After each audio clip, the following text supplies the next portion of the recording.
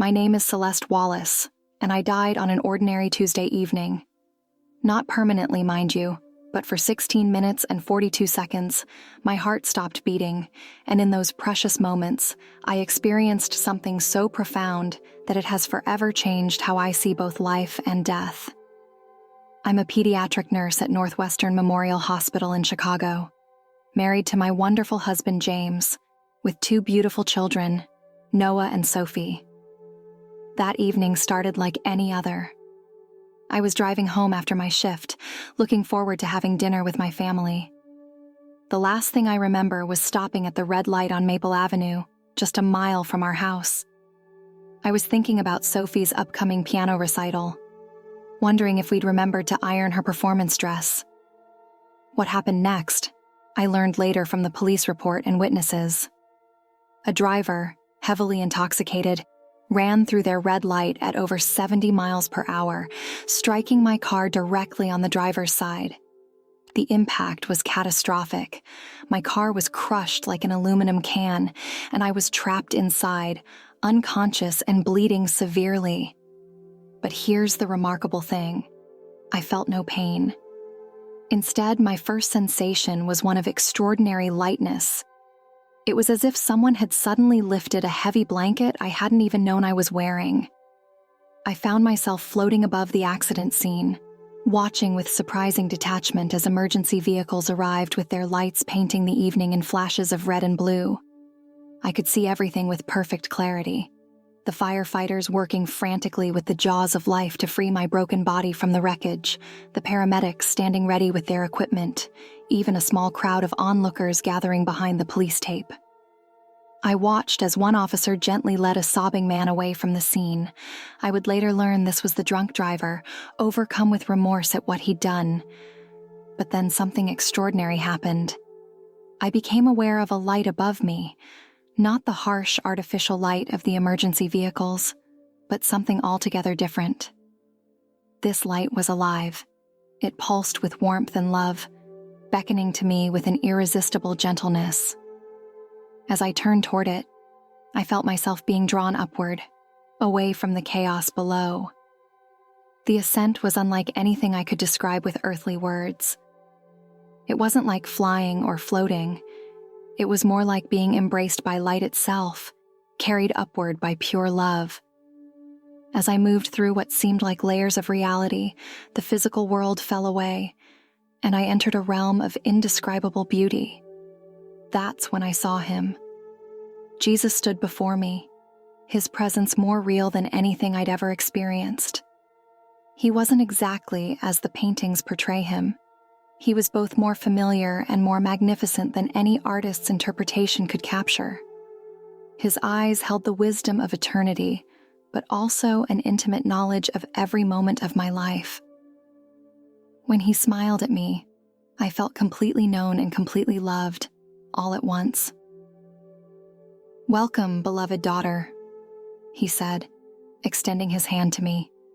His voice resonated through my entire being, carrying with it waves of peace and joy that made my earthly experiences of those emotions seem like pale shadows in comparison. "Lord," I whispered, though I wasn't speaking with physical lips. Am I?" "You're home," he said, "at least for a brief while. There is much I want to show you, things prepared for you and for all who love me." As he took my hand, our surroundings transformed. We were suddenly standing at the entrance of the most magnificent city I had ever seen. The walls were made of jasper, gleaming like polished glass, rising so high they seemed to touch the golden clouds above.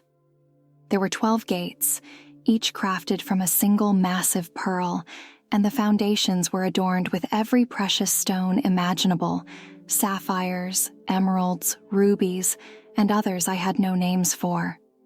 The streets were paved with gold, but not the solid yellow gold we know on Earth.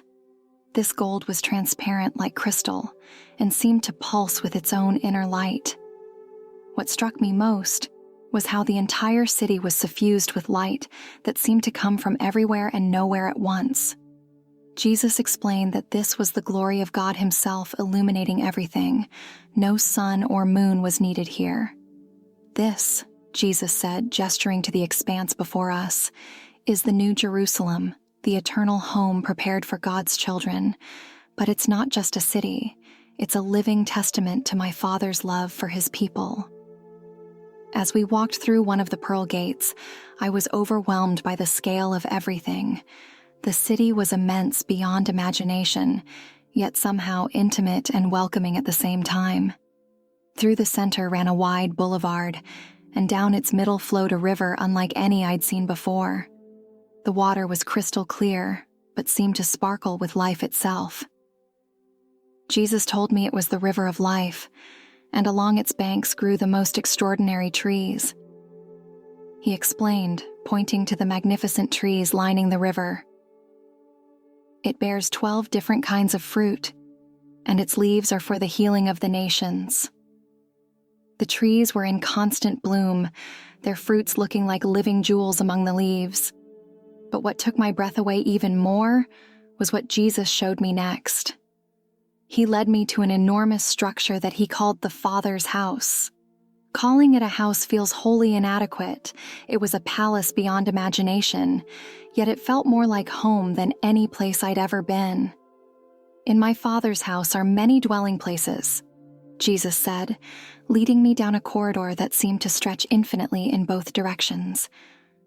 I've gone ahead to prepare a place for each one who believes in me. He stopped before one particular door and smiled. This one is yours. When he opened the door, I couldn't hold back my tears of joy. The space beyond was perfect, not in a showy or ostentatious way, but in how perfectly it reflected who I was meant to be. The room was filled with light and color, with areas dedicated to all the things that brought me joy. A medical library filled with knowledge about healing, a garden terrace where I could tend to the most beautiful flowers, a music room with instruments I'd always wanted to learn to play. But what caught my attention most was a wall covered in what looked like living photographs. As I looked closer, I realized they were moments from my life, but not the moments I would have expected.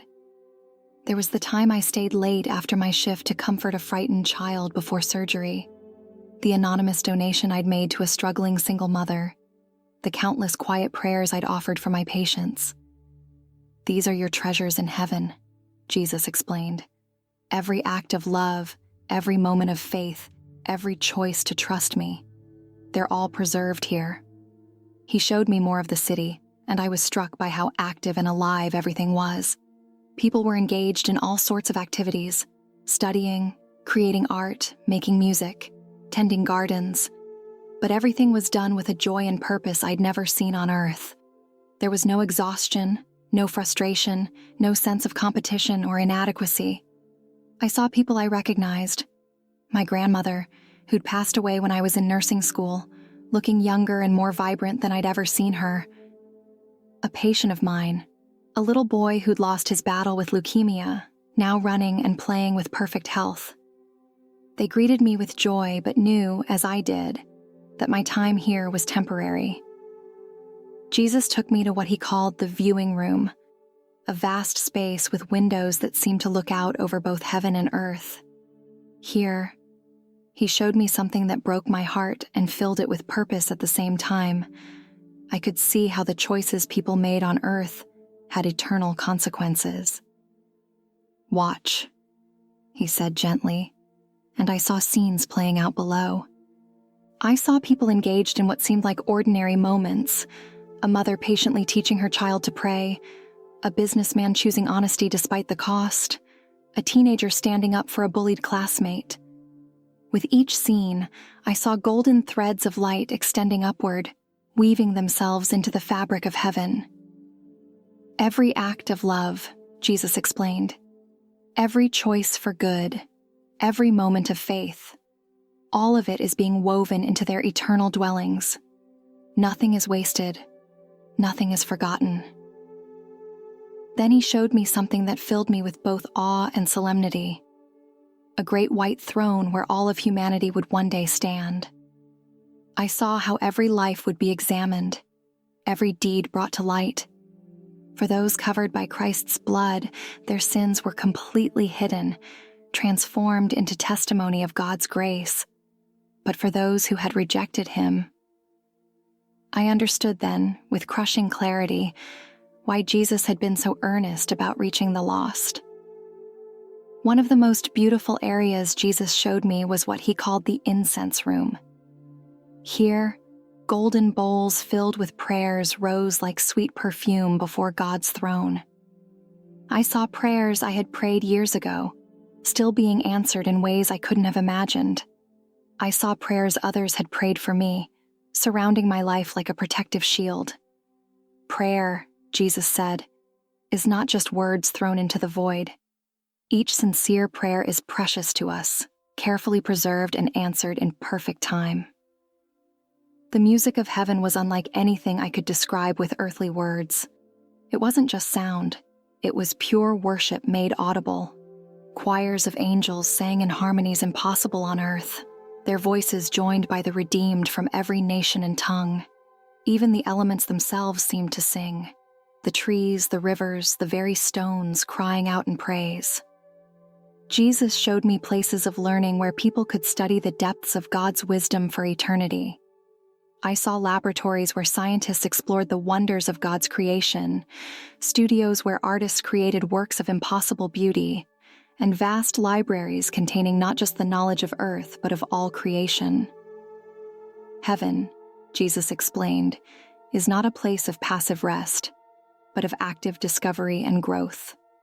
There is always more to learn, more to explore, more to create, all for my Father's glory. He showed me how relationships in heaven were perfect, no misunderstandings, no hurt feelings, no broken promises. People could see into each other's hearts, and this complete transparency only brought joy because all was redeemed, all was pure. Then Jesus took me to what he called the Hall of Crowns. Here, I witnessed believers receiving rewards for their faithfulness on earth. But what touched me most was watching how each person immediately cast their crowns at Jesus' feet, acknowledging that any good in them was because of him. These rewards, Jesus explained, are not about merit, but about relationship. Every crown cast at my feet is a testimony of my grace working through willing hearts. As my time drew to a close, Jesus brought me to a balcony overlooking what he said was the new earth, a renewed creation free from the effects of sin. I saw landscapes of breathtaking beauty, animals living in perfect harmony, and nature untainted by decay or death. This, he said, is the ultimate destiny of all creation, not destruction, but restoration. Everything will be made new. Before sending me back, Jesus held my hands and looked into my eyes with an expression of such love it seemed to pierce my soul. Remember what you've seen, he said. Share it with others. Tell them that heaven is more real and more wonderful than they can imagine, and that my heart's desire is for everyone to come home. The return to my body was jarring. I felt pain for the first time since the accident. Intense, overwhelming pain. The hospital lights seemed harsh and artificial after the living light of heaven. I heard the beeping of machines, the urgent voices of medical staff, and my husband's tearful prayer by my bedside. I spent weeks in the hospital recovering from my injuries. The doctors called my survival a miracle, especially given how long my heart had stopped. But the real miracle wasn't my survival. It was what I'd seen, what I'd learned, what I'd been given to share. Every day since then has been lived with new purpose.